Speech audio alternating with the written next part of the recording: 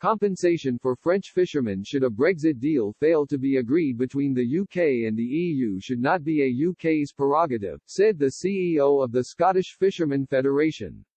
Speaking to Express, Elspeth MacDonald claimed old injustices suffered by the British fishing community with the introduction of the EU's common fishing policy should be revindicated with a new fisheries deal that will see the UK regaining full control of its waters.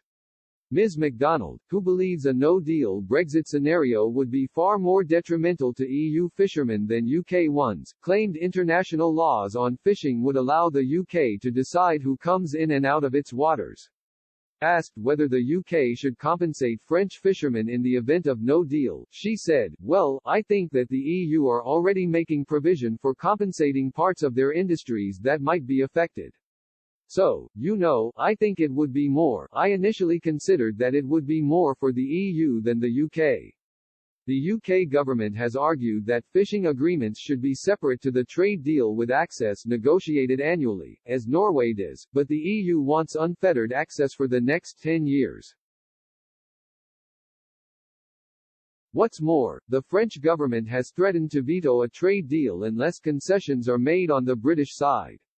French President Emmanuel Macron has been particularly firm on the issue after decades of tension over access to fishing waters between the UK and France, and concerns that Brexit could decimate the French fishing industry.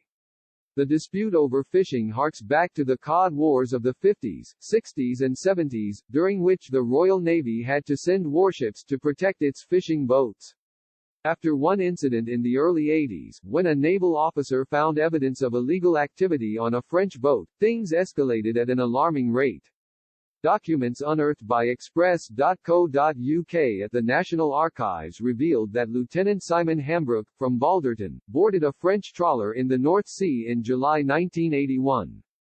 He found evidence to suggest the trawler had been using illegal nets, and HMS Alderney was ordered to escort the vessel to Grimsby.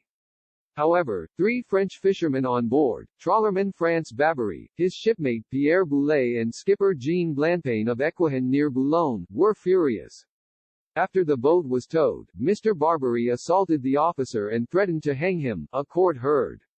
Both Mr. Barbary and Mr. Boulet also assaulted Sub-Lieutenant Christopher Taylor.